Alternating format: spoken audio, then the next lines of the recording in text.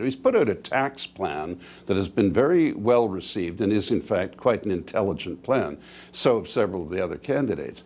How worried are you by his expressed views this week, actually, on NATO? Now, on NATO, he, like all Americans, thinks the Europeans should pull their weight and pay more for defense rather than free riding on the US. That's not unique to Donald Trump.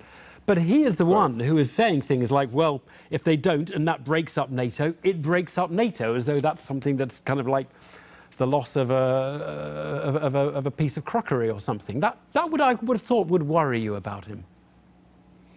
Well, I know him, you know, and I think he's ultimately sensible. His verbal infelicities, I think, are unnecessary.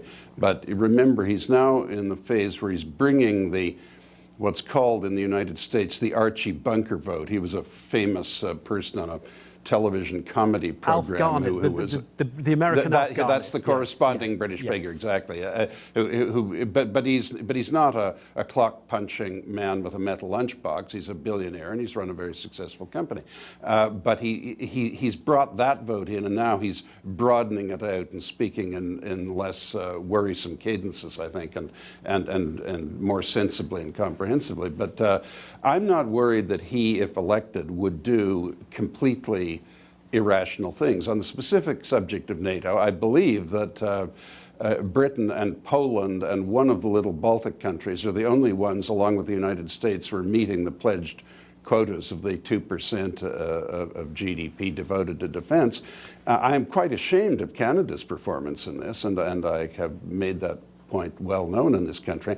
And I think to the extent that Donald Trump is just saying that this can't go on, and that NATO in general needs a regeneration, he's absolutely right. But I agree with you that it could be said in a way with a little more sensitivity to the susceptibilities of the Europeans. One last one on him, which has been the rather ugly toleration of a sort of a rather violent and aggressive tone, physical violence at the rallies. Obviously not only on his side, there are scuffles and fights with demonstrators, but it does seem surprising, doesn't it, that a man running for president would, you know, some of the rather ugly phrases he's used, what are they? Things like, he should have been roughed up a bit, I'd like to punch him in the face, knock the crap out of them.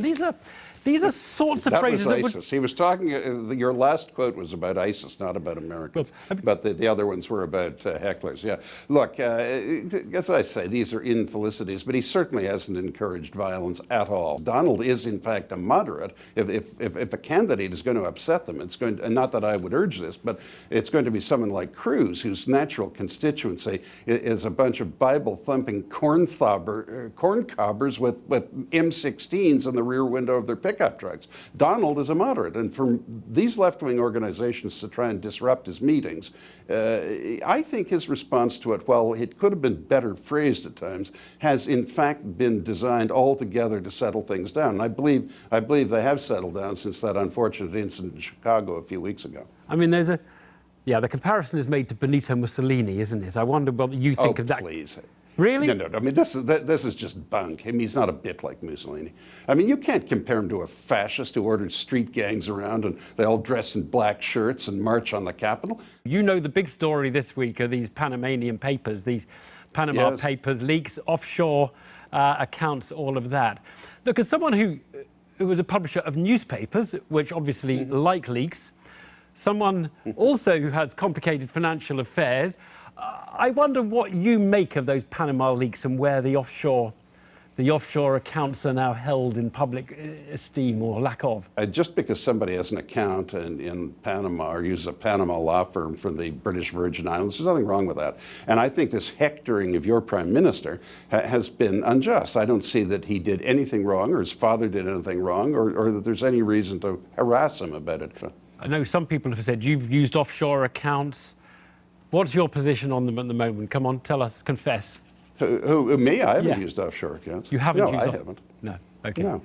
Conrad Black. I have nothing against them, but I have not, no. But be careful of this stampede to absolute transparency. That isn't transparency, that's complete nudity and handing over full knowledge of all of our activities of every kind and nature to governments. And there is a case to be made that the government has a legitimate level of curiosity about what its citizens do, but not an absolute right to know everything they do in every country. Conrad Black, thank you very much indeed. Thank you. Thank you. Thank you.